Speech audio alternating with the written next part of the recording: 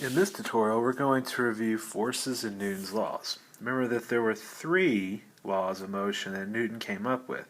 The first is referred to as the law of inertia, simply that objects moving naturally continue moving in a straight line with constant velocity. Big idea that we would call inertia. The second law of motion is what happens when there's a force on something. When something is being pushed or pulled, then it's got an acceleration. The acceleration is proportional to the force and inversely proportional to the mass, meaning you push something harder, it accelerates faster.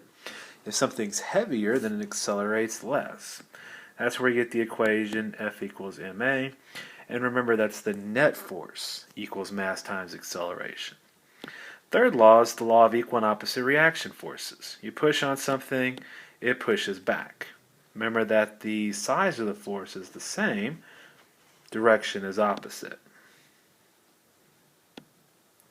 Remember, the force is defined as a push or a pull. You would use a scale to measure it.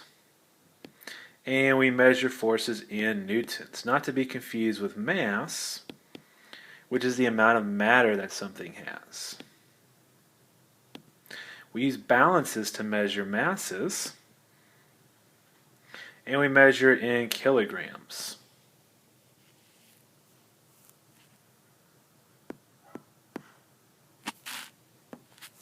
Remember that the weight of something, not to be confused with its mass, is a force, simply the force of gravity acting on an object. To find the weight of something, just multiply the mass by the acceleration due to gravity, and remember that it's always downward. Three other important forces for you to know are friction, which is the force between two surfaces rubbing together, the normal force, which is the force from a surface, like a table or the ground, or floor. And then the third one is tension, the force in a rope or a string. If you're asked to draw a free body diagram or something like that, you do need to label the forces correctly.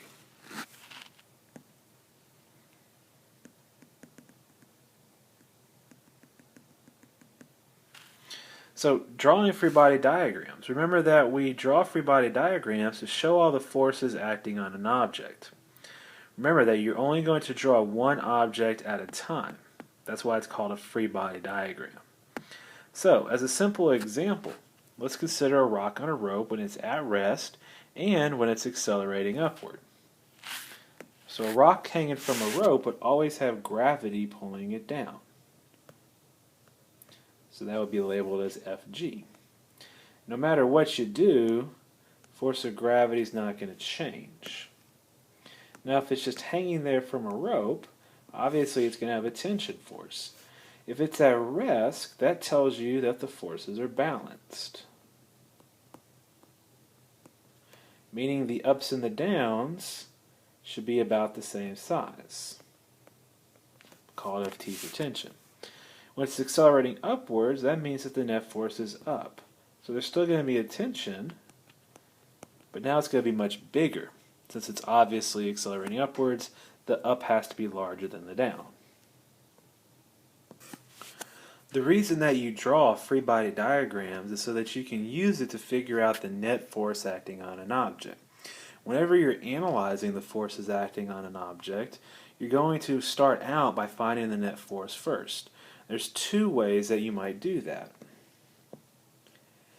The first is, if you know all the forces acting on an object, simply add the ones that are going up or to the right, subtract the ones that are going down or to the left. Like for instance, in the example we just did, the net force equation would look like that. Tension minus gravity. Tension goes up, gravity goes down. The second way that you might do it is if you know the acceleration, you would figure out the net force by using Newton's second law. Just multiply the mass by the acceleration. So if we take our bucket example that we just did, and we put some numbers with it, like maybe the force of gravity is 50 newtons, and the tension force going upwards is 75 newtons, then all I have to do to figure out the net force is add the ones going up. So the 75 is going up.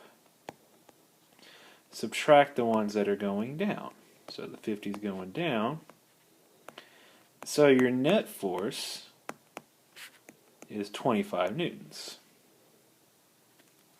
If you had an acceleration instead, then you would use the second method, use Newton's second law. Anytime you're asked to analyze the forces on an object, you're going to follow 3 simple steps. Step 1, draw a free body diagram showing all the forces. Step 2, figure out the net force, like we just did. Step 3, solve for your unknown. You're always going to need 2 things. You're going to need a net force equation, such as net force equals tension minus gravity, and you're always going to need Newton's second law. So if you're trying to work a force analysis question, and you're not using one of those 2 things, both of those 2 things rather, that's probably where you're going wrong. So if we take our bucket on a rope example again, now we're looking for the acceleration of the bucket.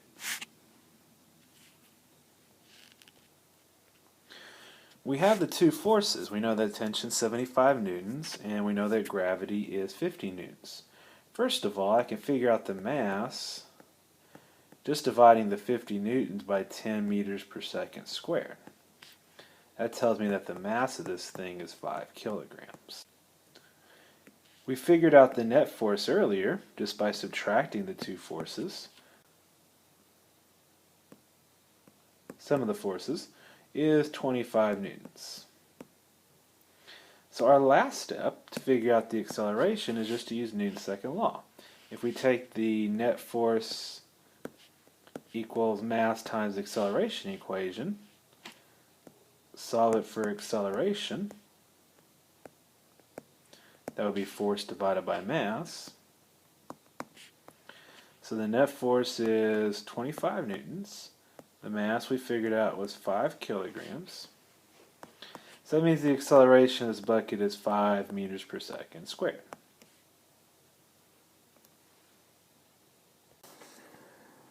Lastly, recall that our impulse and momentum unit that we just finished is just an extension and exploration of Newton's laws. Remember, the definition of momentum as the quantity of motion is simply mass times velocity. Remember, we studied impulse as being a force over a change in time. The big idea was that if there's an impulse, force over time, that equated to the change in momentum of the object. So we get the delta P equals F delta T equation. Remember that in a situation where there are no outside forces, then the total momentum of the system is constant. That means that the momentum is conserved. So if you're faced with a situation where you have a collision or explosion, remember that you're going to use conservation of momentum. Find the total momentum, and remember it always stays the same. You can use that to figure out the momentum whatever you're looking for, and from that figure out how fast it's going.